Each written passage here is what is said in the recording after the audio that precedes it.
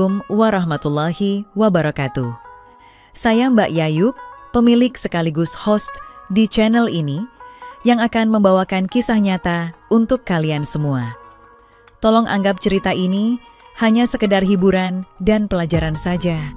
Dan jika ada kesamaan nama, tempat dan kejadian, semua itu mungkin hanya kebetulan semata. Silahkan ambil sisi baiknya dan buang sisi buruknya. Oke, selamat menikmati vlog dan kumpulan cerita dan kisah nyata dari saluran Mbak Yayuk. Subscribe dulu biar sama-sama enak.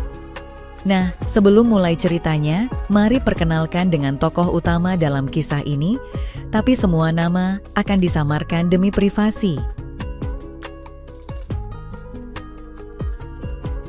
Inilah kisah yang aku alami ketika aku tidak lagi bersyukur mempunyai suami yang sudah menemani sehidup semati. Malah aku mengkhianatinya, kini aku sungguh menyesal. Sebelumnya aku tidak pernah bercukur-ukuk dengan siapapun selain dengan suamiku sendiri. Harry suamiku adalah seorang pekerja keras. Hampir setiap hari, waktunya habis untuk bekerja mengurus proyeknya. Aku sendiri sah menikah dengan Mas Harry, tapi kehidupan kreatif biologisku biasa-biasa saja, bahkan cenderung membosankan. Padahal yang kurasakan sampai sekarang, cepat sekali selesai dalam berukuk-ukuk dengan cara yang konvensional saja. Kadang aku kepingin juga dengan cara lain yang lebih kreatif, tapi saat suamiku pergi, tidak pernah kesampaian. Karena pernah kuutarakan keinginanku pada suamiku, namun dia tidak menjawab apapun, sehingga kadang aku merasa tidak maksimal. Untuk mengisi waktu luang, aku sempatkan mengikuti kegiatan kesehatan berupa senam. Hal ini aku lakukan untuk menjaga stamina dan juga agar diriku tidak gemuk, dan memang hasilnya cukup lumayan. Dan yang terpenting, aksesoris kreatif kebanggaanku tetap stabil, maknyus, Grace menggigit walaupun aku sudah memiliki putra. Dan yang paling membanggakan ialah karena tampilanku kadang menjadi perhatian, terutama kaum laki-laki. Untuk kegiatan kesehatan tersebut, aku sengaja mengambil jadwal senam yang pagi. Setelah membereskan urusan rumah, pagi ini aku bersiap berangkat menuju tempat senam. Dengan penampilanku yang membanggakan itu, membuat diriku makin tambah percaya diri.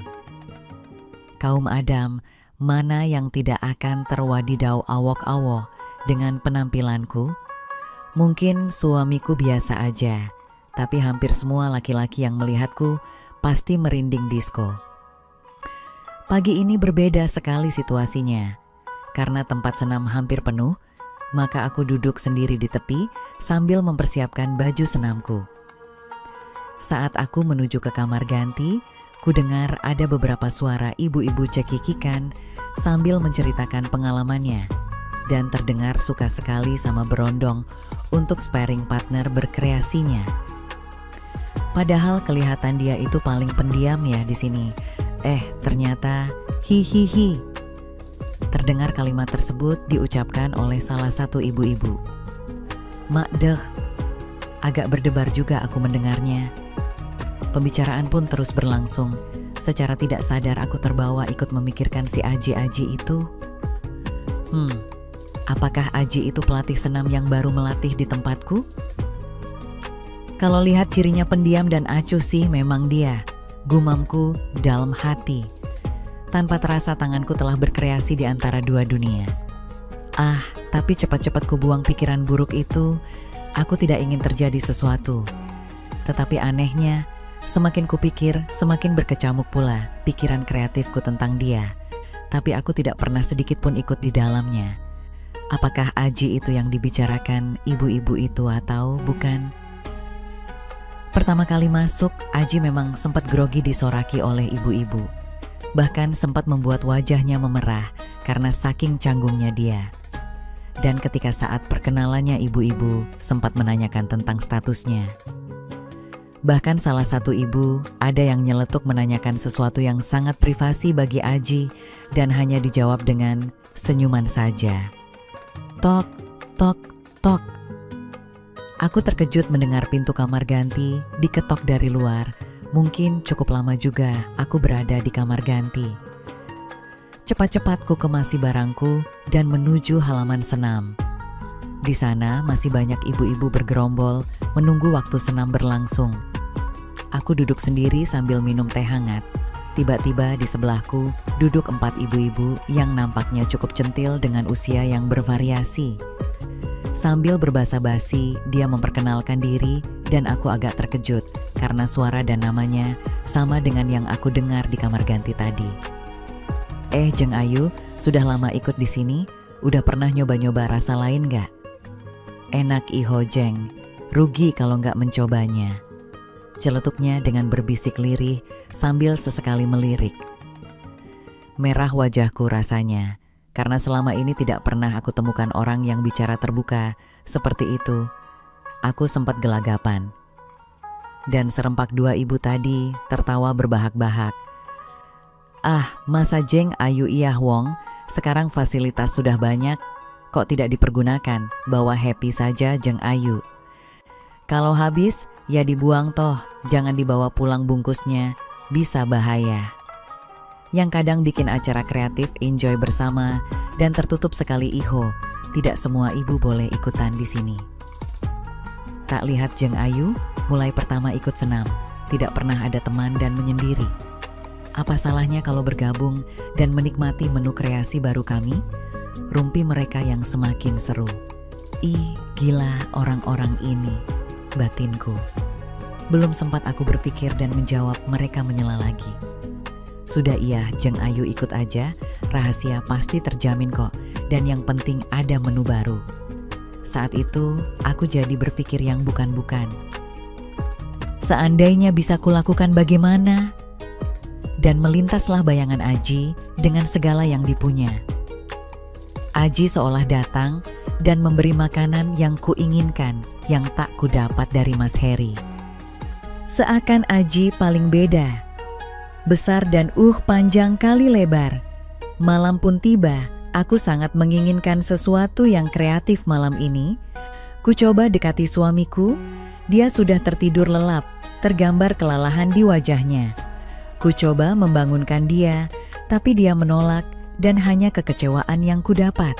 Dan tanpa tersadar, aku pun sudah terlelap. Esok harinya, suasana hingar-bingar. Ruang senam kembali kudengar dan kulihat sekeliling kembali bergerombol sekelompok ibu-ibu.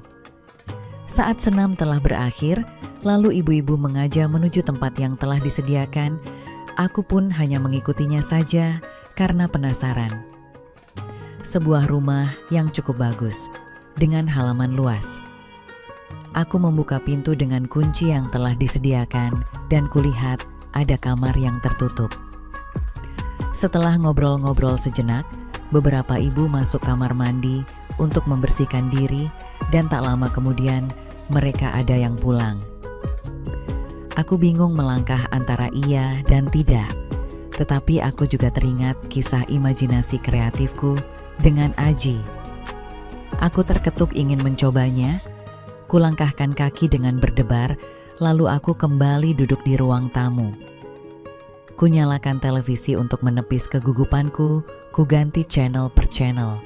Tapi tak ada yang menarik semenarik acara Komandan Andre Taulani. Tiba-tiba Aji ada di dekatku, dan makan malam lezat pun sudah tersedia. Tanpa kusadari aku mulai ikut hanyut dan kurasakan ada sesuatu. Sesuatu yang baik yang seharusnya tidak aku lakukan. Celepak-celepok begitu bunyinya. Mungkin karena aku rajin senam, maka sampai begitu kerasnya berbunyi, beradu bertalu-talu. Ada sedikit penyesalan dalam diriku, tapi mengingat kembali penolakan Mas Heri kepadaku, aku pun melanjutkan hidangan kreatif ini. Kenyang dengan pisgor yang disajikan oleh Aji, aku merasakan kekreativitasan yang belum pernah aku rasakan sebelumnya. Ternyata benar, pisgor berondong memang sangat lezat. Rasa varian baru yang membuatku tak karuan. Begitu senang aku dengan semua ini, berkali-kali kala itu, aku meminta Aji untuk bercukurukuk, brot. Hingga tak terasa lebih dari 3 jam, aku terhanyut akan buayan game baru kreatif ini. Saat itu aku ditawari untuk didorong dari belakang, biar game semakin seru. Tapi aku menolaknya karena belum pernah, dan menurutku terlalu dini untuk mengikuti cara kreatif yang satu itu. Meskipun aku sudah setengah baya dan beranak satu, namun aku masih asli di bagian belakang. Aku katakan kepada Aji, aku akan coba itu lain kali, aku belum siap. Walaupun banyak ibu-ibu yang meyakinkan aku bahwa itu sangat enak sekali, tapi aku masih ragu. Selesai acara game kreatif itu, aku langsung pulang. Hal positif yang aku dapatkan ialah terasa badanku menjadi enteng, pikiranku terasa plong. Aku rasa tak bisa kuungkapkan dengan kata-kata. Tetapi sebaliknya, sore harinya rasa dari 1000 rasa itu lenyap seketika. Karena beban dosa dan penyesalan atas pengkhianatanku ini. Bersambung. Begitulah kisah pengalaman aku dan berondong lezat akibat pengaruh dari ibu-ibu senam di tempat senamku. Pesan yang bisa diambil dari kisah ini adalah banyak orang mengira bahwa cinta saja sudah cukup membuat pasangannya bertahan. Mungkin orang yang memiliki persepsi demikian memang nggak pernah punya pengalaman atau mendengar kisah perselingkuhan dari orang terdekat sebelumnya. Padahal sejatinya, sebanyak apapun cinta yang kamu berikan, jika pasanganmu nggak bisa memegang komitmen dia, tetap akan mudah tergoda. Coba kamu lihat mereka yang pernah jadi korban perselingkuhan, apa kebanyakan dari mereka tampak nggak mencintai pasangannya? Apa mereka nggak memberikan perhatian dan kasih sayang penuh kepada pasangannya? Faktanya, kebanyakan mereka yang menjadi korban justru adalah orang yang paling menunjukkan rasa cinta dan sayang mereka. Namun, kenyataannya, pasangan mereka malah mempergunakan rasa cinta mereka untuk bahan bercanda.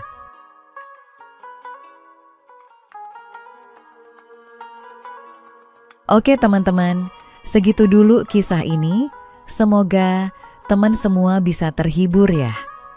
Mohon maaf sebelumnya, di sini tidak ada maksud untuk merusak moral. Tapi kita sebagai insan manusia yang penuh dosa, hanya ingin berbagi pengalaman saja, yang tentunya kami tidak menyarankan hal ini untuk ditiru ya. Terima kasih karena sudah mau mendengarkan kisah nyata ini. Sekali lagi, ambil baiknya dan buang buruknya, dan semoga hal seperti ini tidak akan pernah terjadi kepada kalian semua. Dan semoga kita semua dilindungi dari mara bahaya. Amin ya rabbal alamin. Sekian dan terima kasih. Sampai ketemu lagi di cerita-cerita selanjutnya. Jangan lupa like, komen, share, dan subscribe.